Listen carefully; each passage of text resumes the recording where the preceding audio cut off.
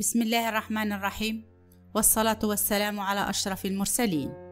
مرحبا بكم أعزائي في عالم صدى الحكايات، حيث لا تسير الأمور كما نظن، وحيث كل لحظة تخبئ وراءها مفاجأة. في هذه القصة سنسافر سويا إلى عالم بعيد مليء بالأحداث والمشاعر والأسرار، فهل أنتم مستعدون؟ شدوا أحزمتكم، أطفئوا أنوار الواقع، وافتحوا نوافذ الخيال، لأن ما ينتظركم أبعد مما تتخيلون. ولن تنسوا دعمنا بالاشتراك في القناة وتفعيل زر الجرس، لأن القادم أكثر دهشة. في زاوية هادئة من حي قديم، كان بيت الحاج عبد المنعم يقف كشاهد صامت على ذكريات قديمة وحياة مرت كالريح. توفي الحاج منذ سنوات وترك البيت لزوجته وطفليه، آدم الذي لم يتم 6 سنوات، وهند التي لم تبلغ 4. بعد رحيل الحاج تزوجت الزوجة رجلا غريبا اسمه سعيد. كان فظا جافا، لا يبدي عاطفة ولا يحترم ذكر الميت، لكنه كان يتظاهر بالصلاح أمام الناس. كان آدم يشعر بأن هذا الرجل يخفي شيئا، وأن نظراته نحو أمه لا تحمل محبة ولا رفقا، وإنما ملامح طمع وضيق. وفي ليلة ماطرة والبرق يشق السماء، سقطت الأم مريضة ثم فارقت الحياة قبل الفجر.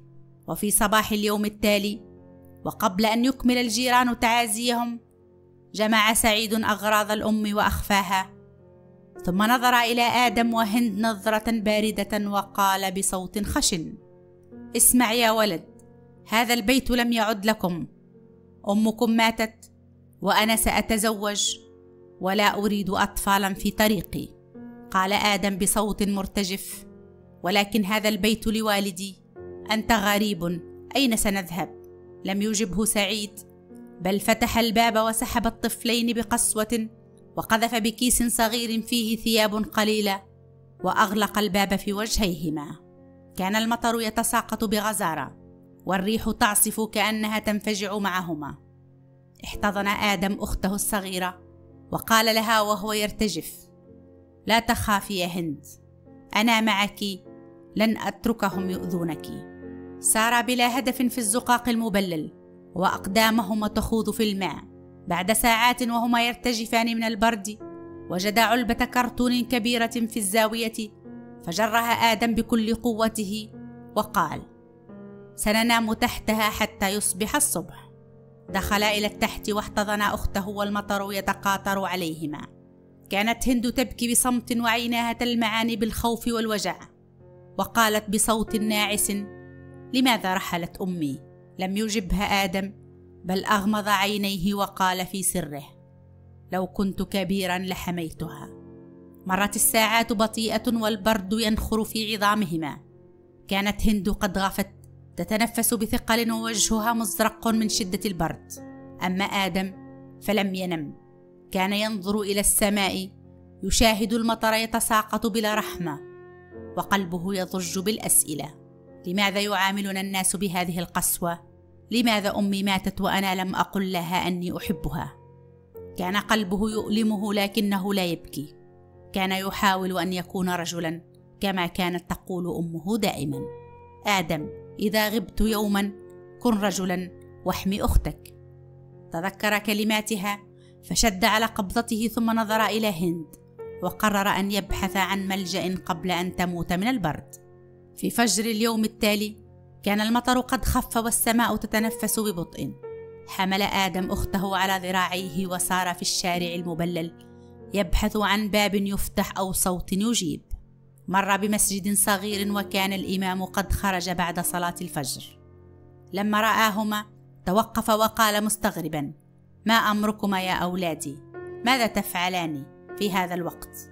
تردد آدم ثم قال وصوته يختنق: ليس لنا بيت، أمي ماتت والرجل الذي تزوجته طردنا. تغير وجه الإمام واقترب منهما وقال: تعالى، لا خوف عليكما بعد اليوم بإذن الله. أدخلهما الإمام إلى غرفة صغيرة في جانب المسجد، وأحضر لهما لحافا وشايا دافئا. بدأت هند تستعيد لونها وغفت مطمئنة. أما آدم فجلس يمسك بكوب الشاي وينظر إلى نور الشمس وهو يتسلل من النافذة. لم يعد يشعر بالبرد، لكنه كان يفكر: هل سنبقى هنا؟ هل سيتركنا سعيد؟ هل سنجد من يصدقنا؟ بقيا في غرفة المسجد ل3 أيام، يأكلان مما يقدمه لهما الإمام سعيد، وينامان على فراش بسيط. كان رجلا طيبا وقلبه رحيم، ولكنه فقير يعيش في غرفة في طابق المسجد العلوي. في اليوم الرابع جاءه رجل من إدارة المساجد وقال له بنبرة حادة: يا شيخ سعيد، لا يمكنك إيواء أطفال تحت سن 10 هنا، هذا مخالف للتعليمات، قد نتعرض للمساءلة. انخفض صوت سعيد وهو يجيب: لا ملجأ لهما، أتريدني أن أطردهما؟ أبحث لهما عن جهة تكفلهما أو دور رعاية. بعد ذهاب الرجل دخل سعيد على الطفلين وجلس قربهما ثم قال: يا آدم، أنا لا أريد ترككما، ولكنهم يمنعون بقاءكما هنا. انخفض رأس آدم وتكلم بنبرة خافتة: إذن سنعود إلى الشارع. قال سعيد: لا، سنجد لكما حلا، وإن تطلب الأمر أن أذهب معكما. ثم خرج سعيد في ذلك اليوم وأخذ الطفلين معه يبحث لهما عن مكان يضمهما. دق عدة أبواب وتحدث إلى جمعيات خيرية، ولكن أكثرها رفض بحجة أنهما يفتقدان أوراقا أو لأنهما صغيران جدا. في آخر النهار وبينما هم جالسون على الرصيف في طريق خلفي، توقفت سيارة فارهة ونزلت منها سيدة في ال40 من عمرها. نظرت إلى الطفلة هند بتعاطف، تقدمت وقالت: ما اسمها؟ قال سعيد: هذه هند 4 سنوات، وأخوها آدم 6 سنوات، يتيمان طردهما زوج أمهما بعد وفاتها. ظلت السيدة صامتة قليلا ثم قالت: أريد أن أتكفل بهند، لدي قدرة على رعايتها، سأوفر لها كل شيء. سكت آدم وتمسك بثوب أخته ونظر إلى سعيد قائلا: هل سيأخذونها مني؟ قال سعيد: لا أدري يا آدم، لكنها قد تجد حياة أفضل. قال آدم بصوت مخنوق: وأنا أين سأذهب؟ في تلك اللحظة كان صوت الفراق كالسهم في قلب الطفل. حاول أن يبتسم لأخته ويقول لها: اذهبي معها يا هند، لا تبكي، سأكون بخير. لكنها صاحت وهي تشد على يده: لا أريدك أن تبقى، أنا خائفة. ولكنها أخذت وبقي آدم وحده ينظر إلى ظل السيارة وهو يتلاشى بين الضباب. جلس على الأرض وانفجر في بكاء مر لم يذق مثله قط. بكى آدم وحده في زاوية ذلك الزقاق البارد، يضم كيس الثياب الصغير الذي فيه قميص أخته هند وصورة قديمة لوالدته. مرت الليلة وهو ينام على الإسفلت يتلفف بمعطف سعيد الذي تركه له قبل أن يضطر للرحيل. في الصباح قام آدم ومشى تحت شمس خفيفة يبحث عن بقايا طعام في السلات ويسترشد برائحة الخبز القادمة من المخابز. رآه أحد الرجال يجمع فتات الخبز فصاح فيه: هيا اخرج من هنا يا صغير، من أذن لك أن تلمس سلة المخبز؟ فزع آدم وهرب وعيناه تمتلئ بالدموع. في الليالي اللاحقة كان يبيت في أركان الساحات وراء حاويات القمامة، وأحيانا نادرة تحت سلم أحد البيوت القديمة. كان الجوع ينهكه والبرد يزمجر في عظامه والخوف يقيد خطواته. في يوم ما وهو يسير ضائعا وقد تغطت وجنتاه بالوسخ والغبار وقدماه تنزفان من كثرة المشي، وقف أمام مرآة سيارة مهجورة ونظر إلى وجهه فهمس: لا أعرف من أنت. ذهب آدم في يوم ممطر آخر. كان يجلس تحت جسر قديم قابضا على ركبتيه، ينظر إلى الناس وهم يسرعون بمظلاتهم، كل يجري ليحتمي من المطر وكأنه لا يرى. وبين الزحام وقفت سيدة مسنة تحمل مظلة وعصا، نظرت نحو آدم بطريقة مختلفة، ثم تقدمت بخطى بطيئة وجلست إلى جانبه تحت الجسر وقالت بصوت هادئ: ما اسمك يا صغير؟ رفع آدم رأسه ببطء وتردد قليلا ثم قال: آدم. هزت السيدة رأسها وأخرجت من حقيبتها قطعة خبز وبضعة تمرات وقالت: كل هذا أولا ثم حدثني عن قصتك. كانت تلك السيدة تدعى خديجة، وهي امرأة عاقر لم ترزق بأطفال، وتقيم في فرنسا منذ 40 سنة، وفي زيارة للبلاد خرجت تتفقد أزقة الحي الذي ولدت فيه. وعندما سمعت قصة آدم شعرت بشيء يؤلم صدرها، وقالت وهي تضع يدها على كتفه: أعدني يا آدم أنك ستصبر قليلا، سأسافر غدا، ولكني سأعود وسأفتش عن أختك وآخذ بحقكما. نظر إليها آدم وهو يشعر بأن شيئا ما ينبت في قلبه، شيء نسيه منذ وفاة أمه، وهو الأمل. في صباح اليوم التالي ركبت خديجة طائرتها عائدة إلى باريس، ولكنها لم تترك آدم دون تدبير، فقد دفعت لرجل موثوق من أهل الحي ليراقبه ويطعمه ويستضيفه ما استطاع حتى تعود. في الطائرة كانت خديجة تقلب في رأسها صور الولد الصغير وهو يرتجف تحت الجسر، وصوته المخنوق وهو يقول: أختي أخذوها وتركوني.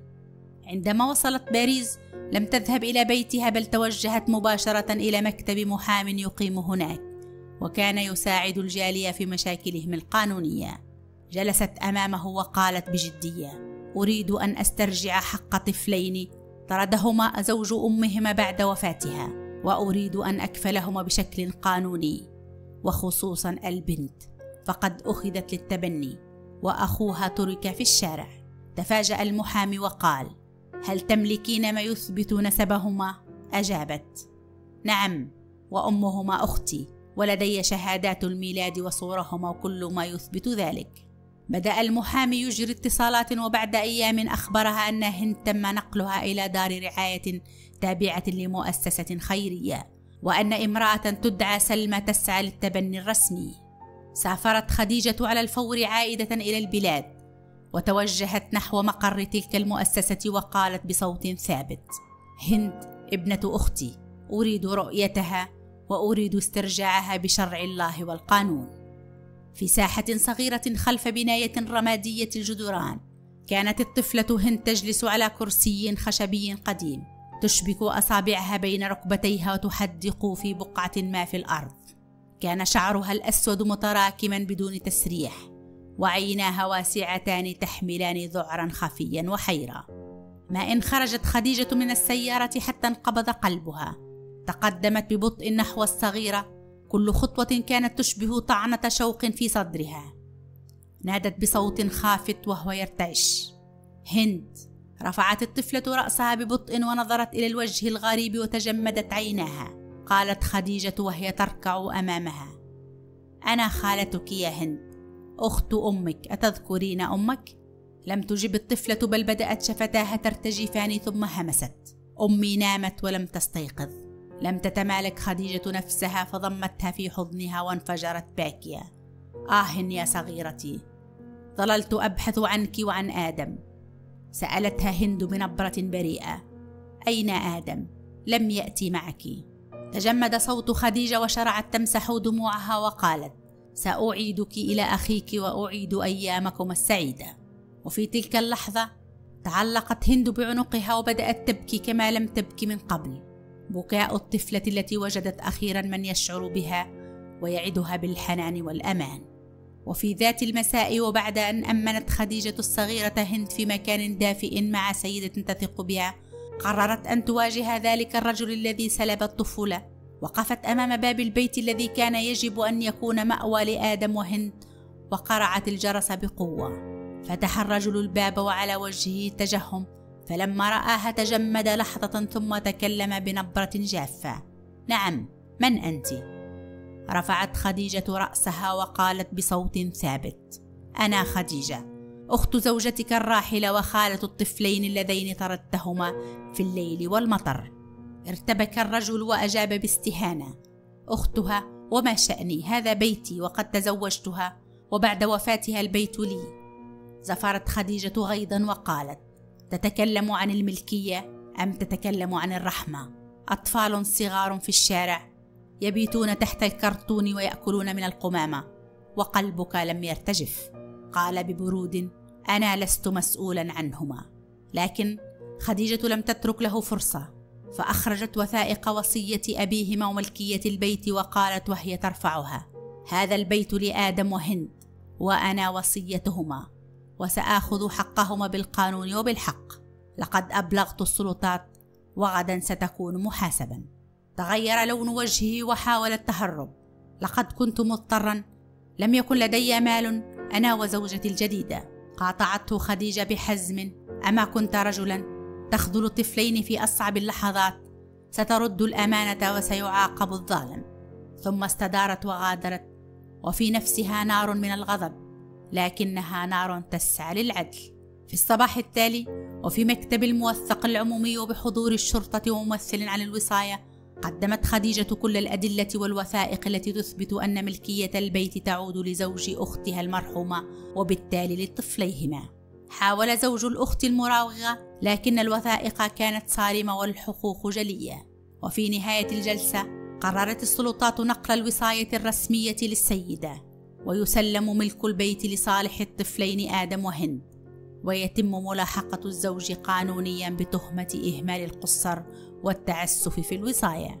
تنفست خديجة السعداء وذرفت دمعة صامتة وهي تقول في نفسها: لم تذهب دمعات آدم وهند هباء.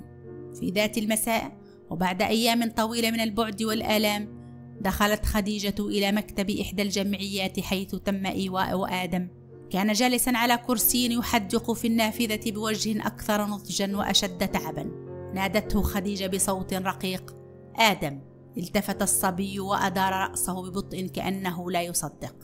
آدم يا حبيبي، أنا خالتك، جئت أخيرا، جئت لأخذك إلى أختك وإلى بيتكما، وإلى قلب سيكون لكما أما وأبا. تجمد آدم ثم تقدم خطوة وأنظاره تملأها الشك والأمل، ثم ألقى نفسه في أحضانها وبكى. بكى بكل ألم الأيام، بكل ليلة نامها وهو جائع، بكل لحظة خاف فيها، وكل صباح انتظر فيه يدا تأخذه. وهمس بين بكائه: أختي، أريد أختي. قالت خديجة وهي تمسك يده: ستراها اليوم، ستضمها إليك ولن تفارقها بعد الآن. في السيارة جلس آدم وهو يمسك بيد خديجة بقوة، كأنه يخشى أن تكون حلما آخر سيتبخر. عندما وصلوا، فتحت هند الباب وكرات الشعر تتساقط على جبينها، وعيناها تلمعان. لم تنطق ولم ينطق. وفي لحظة واحدة ركض آدم نحوها وضمها إلى صدره كأنه يريد دفنها فيه. بكيا معا وضحكا وتعلقا، وقال: أعدك يا هند، لن أدعك تبكين وحدك أبدا. وهمست هند وهي تبكي: لقد حلمت بك كثيرا يا أخي. وقفت خديجة وهي تشاهدهما وقلبها ينبض بفرح وألم وأمومة، وقالت: سأكون لكما كل ما فقدتم. وهكذا طويت صفحات هذه القصة بكل ما حملته من مشاعر وأحداث وتقلبات، لكن الأثر الذي تتركه القصص فينا قد يدوم طويلا بعد أن تنتهي. إذا أثرت هذه القصة فيك لا تنسى أن تشاركني رأيك في التعليق، واشترك في القناة حتى لا تفوتك القصص القادمة. شكرا لمتابعتك، وإلى لقاء قريب في حكاية جديدة وموعظة جديدة. دمتم بألف خير.